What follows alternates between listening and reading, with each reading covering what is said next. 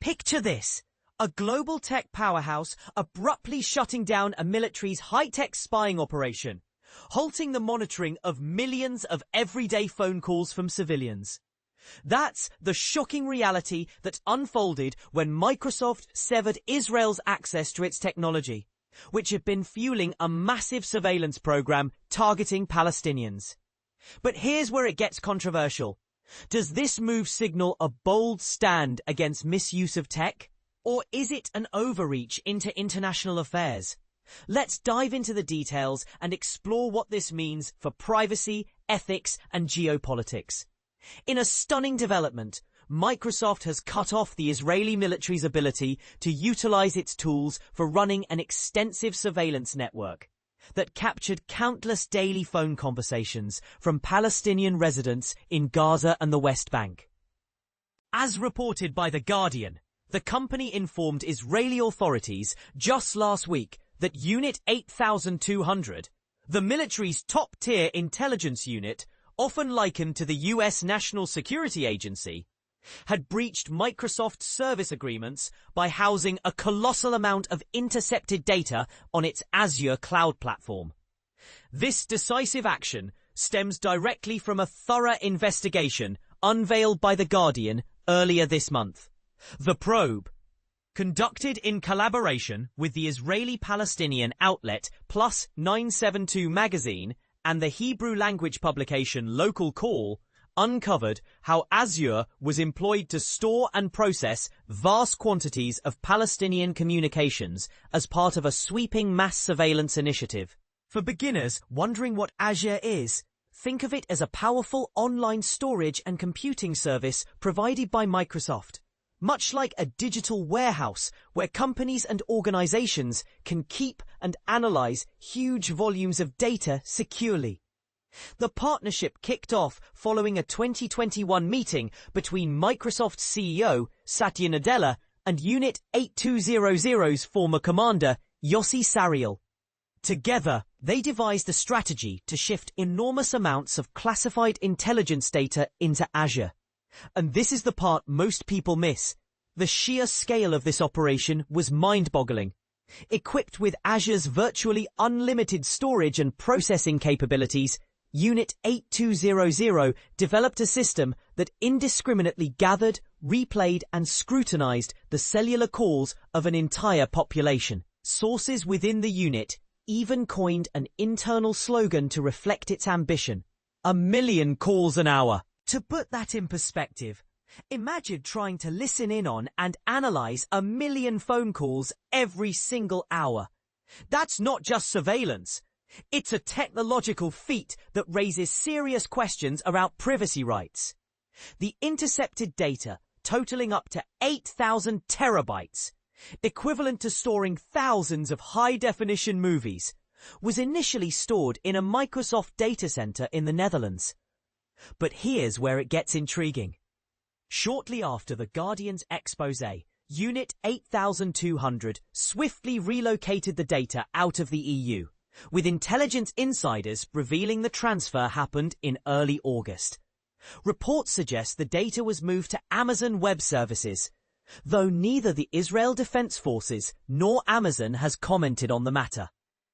Microsoft's unprecedented step to revoke the spy agency's access to key technologies came amid mounting pressure from its own employees, investors, and activists concerned about the company's ties to Israel's military and its tech's role in the ongoing conflict in Gaza.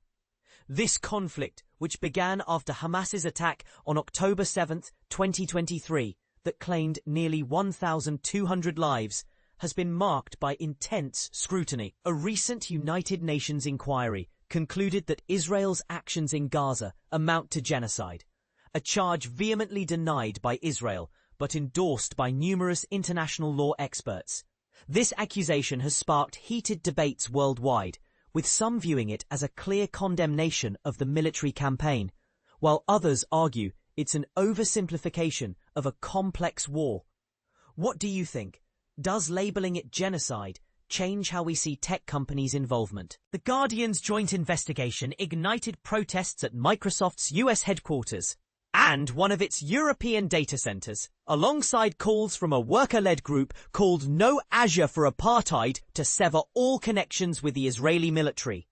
On Thursday, Microsoft's vice chair and president, Brad Smith, updated the company's staff via email, confirming that they had ceased and disabled a set of services to a unit within the Israel Ministry of Defense, including cloud storage and AI tools.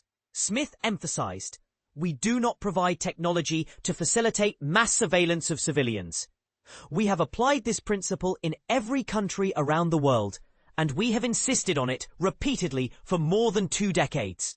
This termination effectively ends a 3-year collaboration where Unit 8200 leveraged its own interception tools to gather calls, then used a dedicated, isolated section of Azure to store and analyze the data with AI for prolonged periods. While the system initially targeted the West Bank, home to about 3 million Palestinians living under Israeli military control, intelligence sources indicate it expanded to Gaza, aiding in the planning of lethal airstrikes. These revelations underscore how Israel has depended on US tech giant services to support its operations in Gaza, where over 65,000 Palestinians, predominantly civilians, have perished, exacerbating a severe humanitarian crisis, including starvation. To clarify the human cost, let's address a common question. How many Palestinians have been killed in Israel's campaign against Gaza? According to Gaza health officials, at least 60,000 people have died since the military offensive started following the October 7, 2023 Hamas attack. This figure likely underestimates the true toll, as it excludes those buried under rubble or who succumbed to indirect causes like starvation. Among the recorded deaths, which include militants, women, children, and the elderly, make up roughly 55%. For context, this is akin to a devastating natural disaster amplified by conflict, highlighting the profound impact on civilian populations. In a document reviewed by The Guardian, a senior Microsoft executive informed Israel's defense ministry late last week that, while their review continues, evidence corroborates parts of The Guardian's findings. The executive stressed that Microsoft is not in the business of facilitating the mass surveillance of civilians, and announced the disabling of services tied to Unit 8200's project, along with halting access to certain AI products.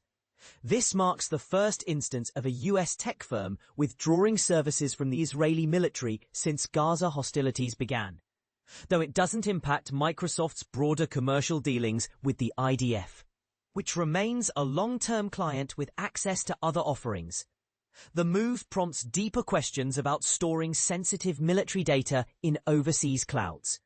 Last month's disclosures about Unit 8200's Azure usage built on an earlier Guardian investigation into Microsoft's ties with the Israeli military. That January report, drawing from leaked documents, revealed a spike in the IDF's Azure and AI reliance during Gaza's most intense fighting phases. Following that, Microsoft conducted its initial review, initially finding no violations or harmful uses.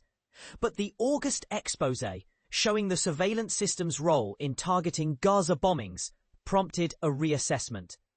The revelations also raised alarms within Microsoft, with executives like Nadella unaware of Unit 8200's intentions to use Azure for storing intercepted calls. This led to a second, more focused inquiry by lawyers at Covington Burling, relying on internal documents and communications without accessing customer data. In his staff memo, Smith expressed gratitude to The Guardian for shedding light on details obscured by privacy commitments, noting the review remains active. If you'd like to contribute to this story or share insights, reach out to journalists Carrie Davies and Yuval Abraham. For secure tips, use The Guardian app's secure messaging feature. Download it for iOS or Android, navigate to the menu and select Secure Messaging. Then choose the UK Investigations team. Alternatively, contact Harry via Signal Messenger by searching for username HFD.32. For less sensitive matters, email harry.davies@theguardian.com. If you need high security, consider Secure Drop via the Tor network at theguardian.com/securedrop. Our full guide at theguardian.com/tips outlines various secure contact options, weighing their pros and cons. Illustration: Guardian Design/Rich Cousins. In wrapping this up, Microsoft's decision challenges us to ponder the ethical boundaries of technology in global conflicts.